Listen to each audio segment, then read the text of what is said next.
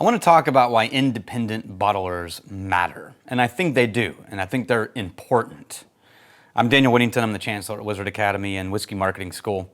And because of our new world, I get to talk about Crowded Barrel and whiskey that I helped create. This one I didn't actually, but whiskeys and programs that I helped create. And that's really damned exciting. So, I have not got to try this bottle yet, and I am going to look forward to talking about it in a second. Because I've watched everybody else talk about it, but I haven't actually poured it for myself. First, I started whiskey marketing school in 2015 with a handful of humans who are incredible human beings. And in the first class, literally the first class, and you can ask any of the 12 people that were there, I went on a rant about how I think independent bottling is the wide open possibility and frontier for American whiskey. So, what is independent bottling? In my opinion, independent bottling falls into a very specific category, and it's different than white labeling, which is source some whiskey, put it in a bottle, and rebrand it. That's white labeling, right? This is not white labeling. This is one single company who is sourcing unique products, usually single barrels, but not always, from other distilleries, and then putting it into a bottle, and then highlighting all the information about the distillery it came from, what's in the bottle, how it was made, all of the nerd details, right? And in Scotland, this is very common. You've got Signatory, Duncan Taylor, Douglas Lang, Cadenhead. I mean, the list is on and on. These are independent bottlers, right? Malts of Scotland. These are people who they have their own brand, but what's really promoted is the sourced distillery, the actual original distillery that made the product. And Ireland has some. But in America, we never really did that. I think, don't quote me on this, but I'm pretty sure Single Cask Nation was the first to release an independent bottled American spirit. And I don't remember what it was, but they've worked with Westland and then big Kentucky distilleries. They work with everybody. Single Cask Nation is awesome. But even now, there's less than a dozen, I think, in America, independent bottling companies. So at the time, I think there was only one, like Single Cask Nation, and maybe one or two others who had done random one-off things, but hadn't really made an entire industry out of it, or a whole business out of it. And so I told the class, you guys better get out in the world and start an independent bottling company or a blending company or both. And if you don't, then I'm going to do it. And it was around this time I was also working on the beginnings of building what became Crowded Barrel Whiskey. And then Crowded Barrel Whiskey took off in 2017, 2018, and no one had done it in our community yet. So I went, son of a Crowded Barrel's going to do it. So we did. So we started a brand inside Crowded Barrel called Crowded Barrel Alliance. And this was our sub-brand for a product that we were going to specifically feature and promote the sourced distillery where everything came from. And so on this you can see we put Andalusia Whiskey Co., Crowded Barrel, we put the age, we put the master distiller, we put in the small print everything we know about that bottle, from the grains to how old it is to what type of barrel was used, everything that we can put on it. And there's a reason that I love independent bottling and why I think this matters. And I'm going to use that to wrap this up. But first, we'll talk about this one. This is one of the first Alliance releases that I had nothing to do with. Rex and Kyle and Ty Phelps at Andalusia worked together to choose this barrel and to get it out to the Crowded Barrel community. And this is my first time trying it for real. And I'm so excited because I watched the video where they talked about it and it looked delicious. So because of what we know, because this is an independent bottling release, we know that this was 2-row barley, American 2-row, and double chocolate malt, which is a lightly roasted malt. And then it's aged in oak barrels that they toasted the heads as well as just charred the barrel, and it's 28 months old. Ooh, man.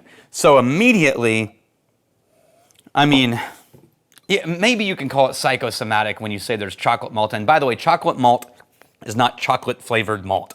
Chocolate malt is barley that has been roasted, sort of like how coffee beans are roasted. I mean, it's not exactly the same, but it's pretty damn close. And so you get these dark roasted malts that in the industry are referred to as chocolate malts.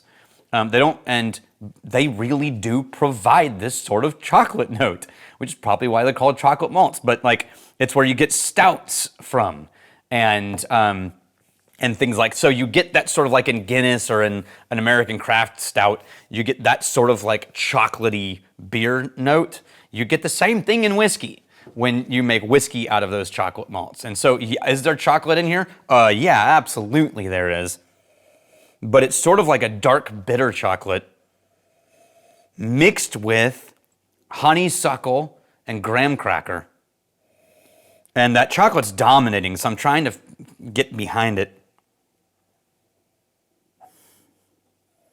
Yeah, I'm just going to say chocolate, granola, honeysuckle, graham cracker, barrel char.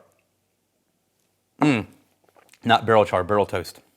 Oh, hey, okay, black tea, sweetened black tea, but like with a lot of aromatics. So like not just your plain old like PG Tips or, American Lipton black tea, but just like one of those black teas that shows up in a fancy metal container and also has other herbal things mixed in with the black tea, like a Scottish not Scottish, what is the one that's, I can't remember, but it's got flowers in it too. Anyway,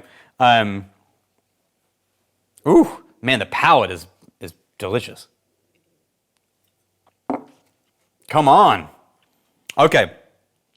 The odds of you getting this bottle are pretty low because I think Crowded Barrel is pretty much towards the end of it. But it's worth checking out what Andalusia is doing, which is the whole point of an independent bottling company, right? So why do independent bottlers matter? Well, for one, it's a really great way to be involved in the whiskey industry without having to distill anything or have to learn how to distill or have to spend $3 million building a whole distillation lineup, right? Instead, you can go around and curate interesting whiskeys and be transparent about where you're getting it from, right? So I think there's two benefits to this.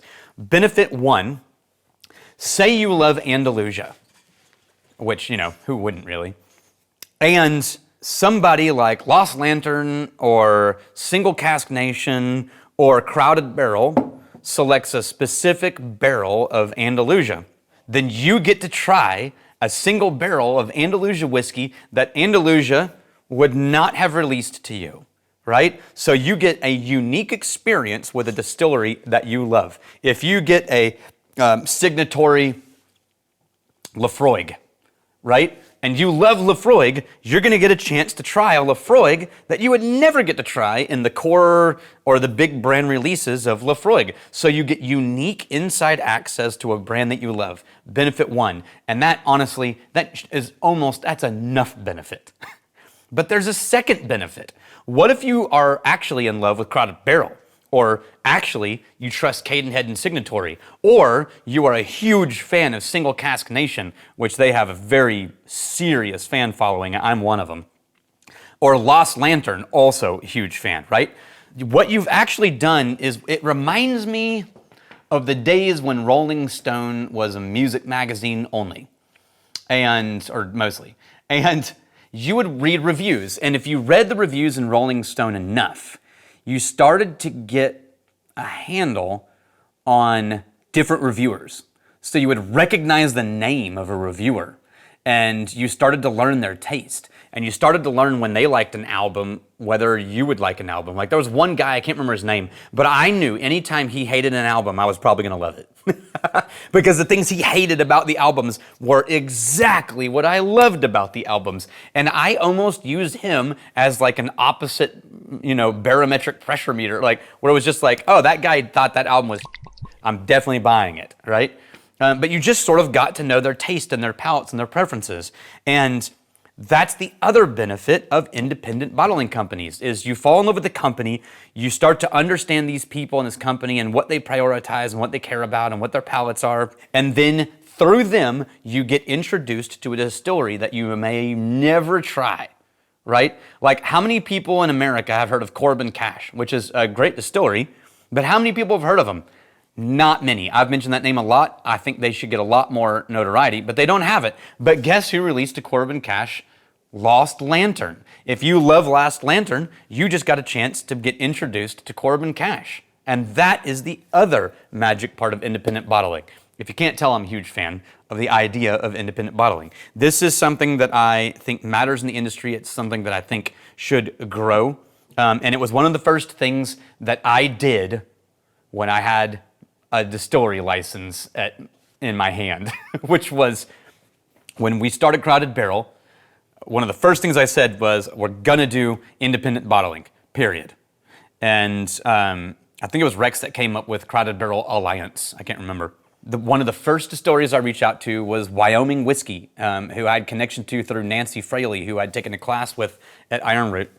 And Nancy Fraley was doing all of the blending for Wyoming at the time. And I told her I had reached out, and she said, hey, tell them that you want this rack, this part of the warehouse, this barrel series. And I was like, oh, okay. So I emailed and I was like, hey, we would like this, this, this. And they went, holy crap, who have you been talking to?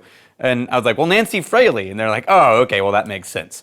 And they, even before we got the first 12 MGP barrels for Crowded Barrel, we got this Wyoming whiskey barrel. And so really, Crowded Barrel was founded on the idea of independent bottling. And I'm proud to have been a part of that and to have been a part of promoting independent bottling. There's a link below in the description to this video that will send you to the website that I created with Lost Lantern, Adam and Nora, where we sort of lay out what we think independent bottling is and what blending is and what the differences are. And then we list everybody that we know of in North America who's all doing those things. If you know of anybody who should be on either of those lists and they're not on the website, just fill out the form on the website and we'll add them to the website. It's free. We don't charge distillers. There's no money to be made. It's strictly an informational website promoting what we think matters in American whiskey, independent bottling and blending in addition to creation. So cheers to you. We're fairly new to this game, but we're ready to take over the world. I'm really glad you're here.